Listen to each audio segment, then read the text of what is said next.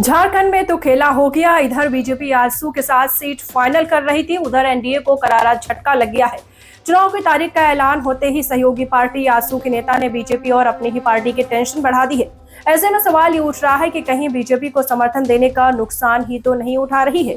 BJP की सहयोगी पार्टियां कहीं बीजेपी से नजदीकी ही सहयोगियों को भारी तो नहीं पड़ रही है, और अगर ये सिलसिला थमा नहीं तो कहीं ऐसा न हो कि झारखंड में सबसे बड़ी सहयोगी आजसू बीजेपी से नाता ही तोड़ ले। तो आखिर क्यों लग रहे हैं ऐसे कयास, इसी पर हम अपनी खास रिपोर्ट में बात करेंगे। नमस्कार, मैं रिंकी वाजपेयी। झारखंड में चुनाव से पहले एनडीए को बड़ा झटका लगा है। चुनाव को लेकर तैयारियों में लगी बीजेपी और उसके सहयोगी दल आजसू में खलबली मची हुई है, क्योंकि आजसू पार्टी के केंद्रीय उपाध्यक्ष व पूर्व मंत्री उमाकांत रजक ने आजसू पार्टी की प्राथमिक सदस्यता से इस्तीफा दे दिया है। हालांकि उमाकांत रजक के पार्टी छोड़ने और झामुमो में शामिल होने की चर्चा कई दिनों से चल रही थी। पार्टी से इस्तीफा देने के बाद अब उमाकांत रजक का बयान भी आया है। उन्होंने कहा कि यहाँ कुछ नहीं बोलेंगे, जो भी बोलना होगा रांची में जाकर बोलेंगे। पार्टी ने टिकट नहीं दिया तो इस्तीफा तो देना ही पड़ा, यानी जो लग रहे हैं वो साबित हुए हैं। उमाकांत ने आजसू का साथ छोड़ दिया और जेएमएम का साथ पकड़ लिया। तो चुनाव के बीच दल बदल का जो खेल हुआ है ये शुरू होना कोई नई बात नहीं है। अक्सर चुनाव से पहले ये दल बदल का जो खेल है वो चलता रहा है। पार्टियों में भगदड़ मस्ती है, लेकिन यहाँ चिंता की बात यह है कि अगर यह सिलसिला नहीं थमा तो बीजेपी और एनडीए के लिए बड़ी मुसीबत बन जाएगा, और मुसीबत बन भी रहा है, क्योंकि अक्सर चुनाव से पहले ये दल बदल का खेल चलता ही है।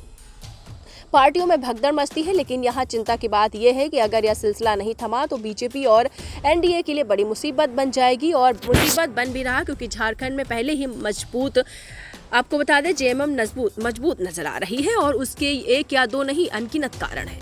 जैसे कि आप जानते ही हैं कि हेमंत सोरेन के साथ जनता की एक संपत्ति है, क्योंकि एक तो वह जेल गए।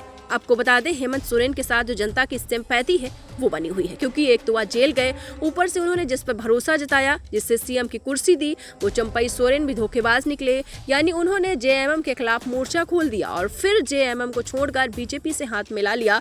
तो इसको हेमंत सोरेन के साथ लोगों की सहानुभूति बनी हुई है, लोग उनके साथ खड़े हुए हैं, और इसे जेएमएम अपने पक्ष में लगातार भुनाने की कोशिश भी कर रही है। तो एक तो जेएमएम के लिए वैसे ही है, दूसरी तरफ जेएमएम के कामों से लोग खुश हैं। ऐसा कहा जा रहा है कि क्योंकि तमाम सर्वे रिपोर्ट से दावा कर रहे हैं कि सरकार जेएमएम ही बना रही है, तो इस पहल से पहले एनडीए की स्थिति वहां मजबूत नहीं थी, कमजोर थी। ऐसे में अगर जो एनडीए के दिग्गज नेता हैं वो भी सत्ताधारी जेएमएम में शामिल हो जाएंगे तो एनडीए की स्थिति और भी ज्यादा कमजोर हो जाएगी, और ऐसा हो रहा है क्योंकि उमाकांत अकेले नहीं रहे, बल्कि अपने साथ कई समर्थक भी लेकर गए हैं और जेएमएम में शामिल हो गए। आपको याद होगा तो कुछ दिन पहले आज के पूर्व विधायक उमाकांत रजक ने मुख्यमंत्री हेमंत सोरेन से मुलाकात की थी। उनकी इस मुलाकात में सियासत गरमा दी थी। उसके बाद से कयास लगाए जा रहे थे कि अब वो जल्दी ही झामुमो का दामन थामने वाले हैं। अब इसकी वजह जो बताई जा रही है वो सीट बंटवारे को लेकर बताई जा रही है। बता दें कि साल 2009 में वो चंदन क्यारी से चुनाव लड़े, और उस वक्त उन्होंने अपने निकटतम प्रतिद्वंदी अमर बाउरी को हराया था। अमर बाउरी फिलहाल नेता प्रतिपक्ष हैं। साल 2019 के चुनाव में उन्होंने 9,211 वोटों के अंतर से अमर बाउरी को हरा दिया था। तो ऐसे में इस बार वो इसी को लेकर उमाकांत चाहते थे कि इस बार भी उन्हें चंदन क्यारी से टिकट मिले, लेकिन इस बार पार्टी उन्हें चंदन क्यारी से टिकट नहीं दे रही थी, इसलिए उन्होंने पार्टी से इस्तीफा दे दिया, और इस बात का खुलासा उन्होंने बयान में दे दिया है। जब उन्होंने कहा कि पार्टी टिकट नहीं दे रही है तो क्या करते, अभी एक ये नहीं, इनकी देखा देखी आपको बता दें, जमुआ से वर्तमान विधायक केदार हजारा भी झारखंड मुक्ति मोर्चा की सदस्यता ग्रहण कर ली है। अब जानकार दावा कर रहे हैं कि अगर जेएमएम ने इन दोनों नेताओं को, यानी जीतने भी नेता हैं अभी जा रहे हैं, उनको मन मुताबिक टिकट दे दिया तो फिर एनडीए में भगदड़ मच जाएगी, और अटेंशन बीजेपी और को हो रही है। क्योंकि पहले बीजेपी की जब लिस्ट आई थी, हालांकि वो लिस्ट सही थी या नहीं इसको लेकर अभी कोई दावा नहीं किया जा रहा है, लेकिन जो सोशल मीडिया पर वायरल हो रही थी उस लिस्ट के सामने आते ही बवाल मच गया। जी हाँ, भाजपा प्रत्याशियों की जो सूची थी उसके आधार पर टिकट के दावेदारों के बीच एक्शन, इमोशन और ड्रामा देखने को मिल रहा था। जी हाँ, कहीं गठबंधन की सहयोगी पार्टी के खिलाफ मोर्चा खुल गया तो कहीं भाजपा के नेता कार्यकर्ता आपस में भिड़ गए थे। तो बता दें कि सीट शेयरिंग को लेकर भाजपा की एक लिस्ट वायरल हुई थी, जैसे कि मैंने आपको बताया, और इसके बाद से ही राज्य में बवाल मच गया, सियासत गर्मा गई, भाजपा के कार्यकर्ता बिथक गए। ईचागढ़ सीट को भाजपा का गढ़ बनाते हुए नेता कार्यकर्ता इस सीट आजसू के खाते में जाने की वायरल सूचना के आधार पर आजसू का विरोध कर रहे थे। विरोध प्रदर्शन शुरू हो गए। सबसे बड़ी सहयोगी पार्टी है बीजेपी की झारखंड में, उसके खिलाफ ही बीजेपी नेता मैदान में उतर आए। भाजपा कार्यकर्ताओं ने आजसू के खिलाफ मोर्चा खोल दिया। मलखान सिंह के नेतृत्व में भाजपा कार्यकर्ताओं ने नारेबाजी की। सीट को लेकर इस तरीके का समझौता नहीं करने की अपील शुरू कर दी। कहा कि वर्तमान कार्यकर्ताओं ने सीट पर भाजपा उम्मीदवार को जिताने की पूरी तैयारी कर रखी है और अब बीजेपी इस सीट को दे रही है। इससे नाराजगी लगातार बढ़ रही थी। हालांकि प्रदेश भाजपा के आला नेता कार्यकर्ताओं की नाराजगी को दूर करने में लगे हुए, लेकिन अंदर खाने खबर ये है कि कोई फायदा होता नजर नहीं आ रहा और इसी की वजह से बीजेपी के नाराज नेता है आजसू के नाराज नेता है जो उस लिस्ट को देखकर टेंशन में आ गए थे। आजसू के नेताओं को लगा कि उनकी दावेदार वाली सीट शायद बीजेपी अपने पास रख लेगी और बीजेपी के नेताओं को लगा कि उनकी दावेदारी वाली जो सीट्स है वो आजसू को दे देगी।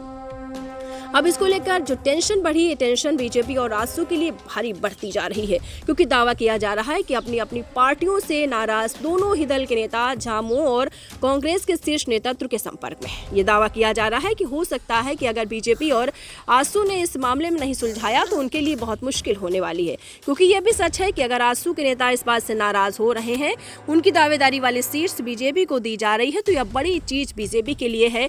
बीजेपी में बड़ी नाराजगी है जो दूसरे दल के नेता यानी कि जेएमएम से जो नेता इधर आए हैं, खासकर चंपई सोरेन को लेकर बहुत ज्यादा नाराजगी यहाँ पर लोगों में दिखाई दे रही है। और चंपई सोरेन एक ऐसे नाम है जिसके लिए जो पार्टी के दिग्गज नेता हैं बीजेपी के लिए टेंशन में है, चाहे वह अर्जुन मुंडा हो, चाहे वह बाबूलाल मरांडी हो। ये बड़े दिग्गज नेता बीजेपी आलाकमान से नाराज बताए जा रहे हैं।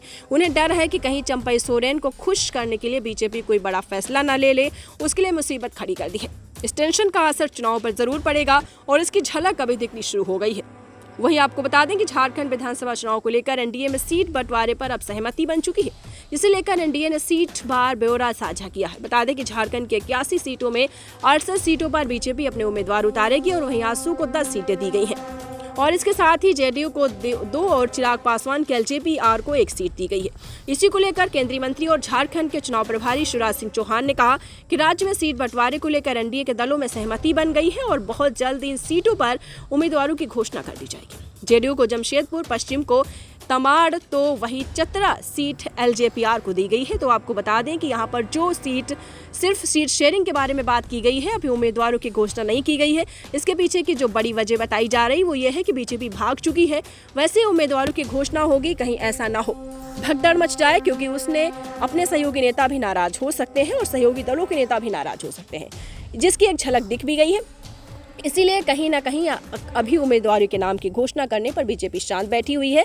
और अगर चुनाव की बात करें तो 2 चरणों में यहाँ पर चुनाव होने हैं, जिसके नतीजे 23 नवंबर को आ जाएंगे। पहले चरण में 13 नवंबर को 43 सीटों पर वोटिंग होगी और दूसरे चरण में 20 नवंबर को 38 सीटों पर वोटिंग होगी। तो हम सभी की नजरें चुनाव पर हैं, चुनाव चल रहे हैं, जल्दी ही मतगणना होगी। मतगणना के बाद नतीजे आएंगे, लेकिन फिलहाल एनडीए की टेंशन बहुत ज्यादा बढ़ गई है। सपने देख रही थी झारखंड में सत्ता में आने के, लेकिन फिलहाल जो स्थिति हो रही है उसको देखकर उसका ये सपना अभी पूरा होता नजर नहीं आ रहा है। तो इस रिपोर्ट को लेकर आपका क्या कहना है, हमें कमेंट्स करके जरूर बताइएगा। इसी के साथ मुझे दीजिए इजाजत, मिलते हैं फिर कभी, तब तक के लिए नमस्कार। पढ़ते रहिए fight against criminal daily newspaper.